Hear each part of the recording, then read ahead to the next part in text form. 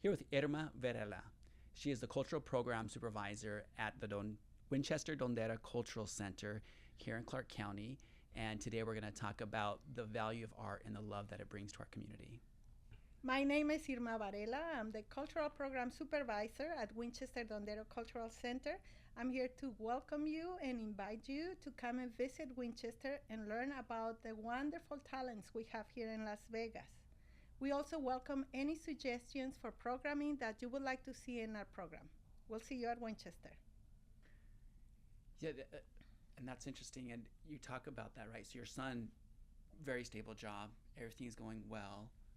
You know, he starts holding on to that passion he has for art and moving forward with that, and then eventually makes a decision. Okay, I'm going to do this. Correct. Risking his stable life, but putting himself out there and then trying to find out who am I, what does my art mean, what do I want to give to people, and the magic that brings to other people's lives, right? He's trying to bring something that he sees in the world and share it with the rest of society, and the value that has, right? He has a monetary value to him, Yes. but that long-lasting monetary value that you see, like, it's just, I don't know if you can quantify that. But to be honest with you, I don't think he's necessarily looking to the money. That's a benefit of a dream in my mind. Mm-hmm. Because like his last piece he did for Burning Man, which he called Peso Neto, it is in reality an honor to me that he chose to do that, because he built his culture, his roots. He built a pyramid, and on top of the pyramid is an arch, which is representing the Catholic Church. So the pyramid over the Catholic Church over the pyramid, and then a Day of the Dead skull in the middle. It's a beautiful piece. It's a beautiful piece. It's all made of metal. It's huge. And then it has a lot of symbolism about, like, one side is like the confessionary for the Catholic Church. And one side is the Virgin of Guadalupe. It's just beautiful. It's beautiful. And he said to me, Mom, I was dreaming that maybe you can come with me to Burning Man and wear your Mexican dresses, because I wear my traditional dresses in every Day of the Dead.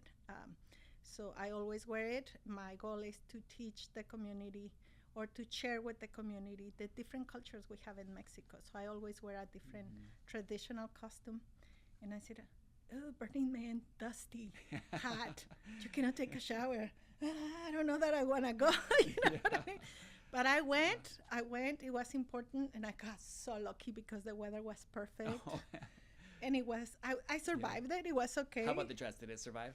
The dress, he took me to where his piece was, and I got dressed right there. Okay. So it wouldn't get dirty, because I chose to take the tehuana, which is a dress from Oaxaca that is made out of velvet.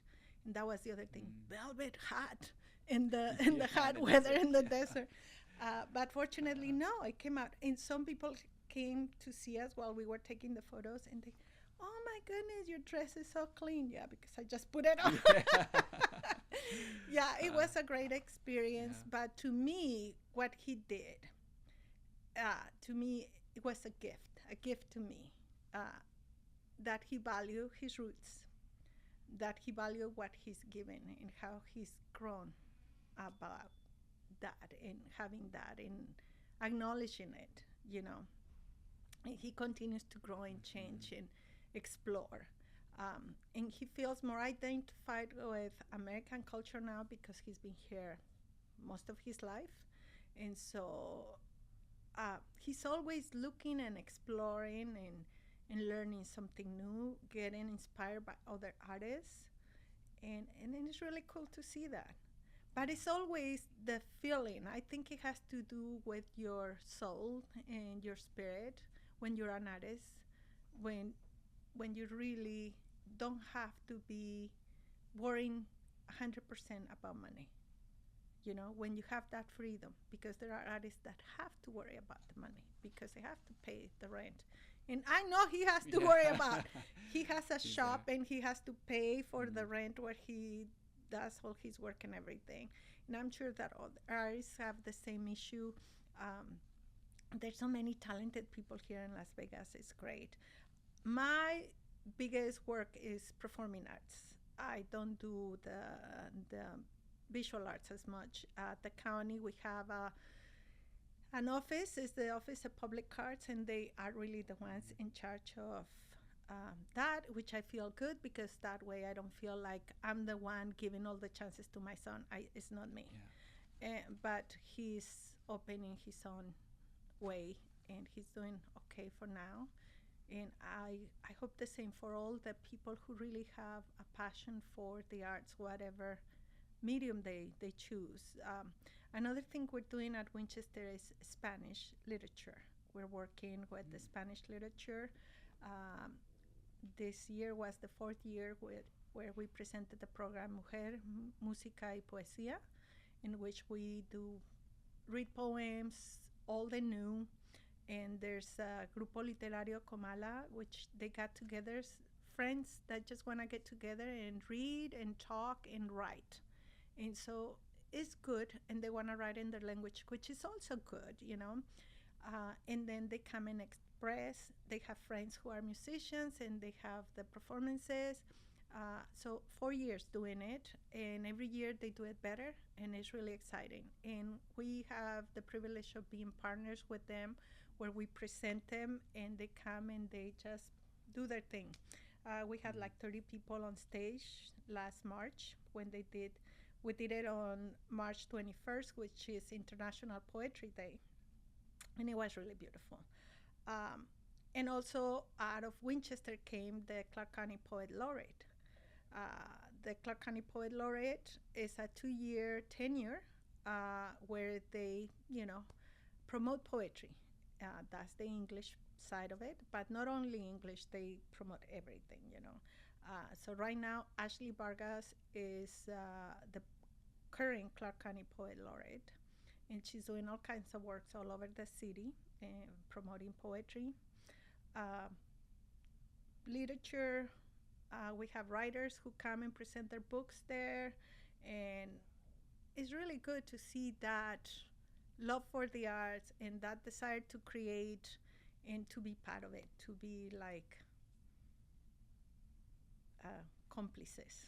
Yeah, like an accomplice to almost healing, Yes. in a sense. And I love that story that you share about your son, and it sounds like you're trying to ensure that others can have that same experience, right? Where Yes. your son, like from what you're expressing to me, it seems like this was just something that he did that he could have never told you, could have never said, but doing it in action, right, with his work and bringing you there, making you part of his artwork, and telling you, you know, how much, from what I gather, how much he loves you and how much he appreciates you and how much he appreciates those who came before him as well. Yes. And I want to share a story about my daughter, because my daughter was in a coma for some time, and she was in a deep amnesia state for over a month. But her first memory was when her friend came and played the piano for her. Oh. And just that music, the ability to heal or, you know, bring her back. And as well, like for your son to have that music or have that art to say, Mom or Grandma or great grandma, my ancestors, I love you. I'm grateful for the sacrifices that you've given to me and for the culture that you've brought to me. Yes. And it's acknowledging who you are. And I think that's good, you know. Everybody have their own interpretation of things. But to me, I took it, like you said, as an act of love. And I thought it was really important. And my whole family were all happy. We were all super happy. And we're very proud of him, of course, you know. But at the same time, with other artists, to see them develop, to see groups that I saw when even if you have nothing to do, but you just being part of it, or you presented them, you feel like part of their success, you know. When the mariachi program started in Las Vegas, they came to perform, and they were all teachers of mariachi, and they had a mariachi plata at that time, I think it was called. And they were all the teachers, and they come and perform at Winchester. And I thought, that's super cool that now we have a program of mariachis in Las Vegas. And look how many mariachis we have now. At that time, many years ago, I think there were 3 mariachi groups, if that many. And so now you can have mariachis everywhere. They're in all the schools, and the kids are really talented. You get some great singers. You get great musicians out of those programs. And that's really good, you know. Independently, that they do it because it's Mexican. No, it's because they are expressing themselves through music, and it's great. We're also partnered with the Las Vegas Jazz Society, which they're going to turn 50 years this year. They're turning 50 years since they started. And so that's another one that is really exciting to see how they continue to promote the jazz, the old jazz, you know. And they have a group that gets together at Winchester every Wednesday. And anybody who loves jazz and wants to come and join the group is the community band. They are welcome to come in and play with them. And then we do performances, 3 performances a year with that group. So they can play together. So you have senior musicians with younger musicians playing together, and it's really good. That exchange and that giving back to the community, and they're learning from each other is really important. They're working so hard right now in putting together that festival. Is going to be 2 days, the 26th and 27th, a Saturday and Sunday, free to the public. In April. In April, yes, yeah. April 26th and 27th. And we're going to have like 5 different bands, big bands, smaller bands, playing all day from 3 to 8. They're going to be there in the park, enjoying some good jazz music, having some local vendors, eating good food, and just celebrating jazz. What a wonderful gift. Jazz, the most American music. It was born here in the United States. It should be celebrated. And sometimes people don't value it. They value it more in Europe. It's crazy, isn't it? But anyway, so those are things we need to continue to learn of all the wonderful things we have in our community. You know, ever since the electronics and all the new ways of creating music have come up, sometimes they push away the musicians, but you can never push away the soul. You know what I mean? You can do all kinds of electric music, but the feeling that you get from a musician who is giving everything to you cannot be replicated. That's why I feel that AI is not going to ever make it huge. It's a very good tool, but you cannot replicate humans, in my opinion. I could be wrong. Yeah, perfect. Yeah, thank you. Yeah? Thank you so much for coming down. I really appreciate your time. Thank you. This is great.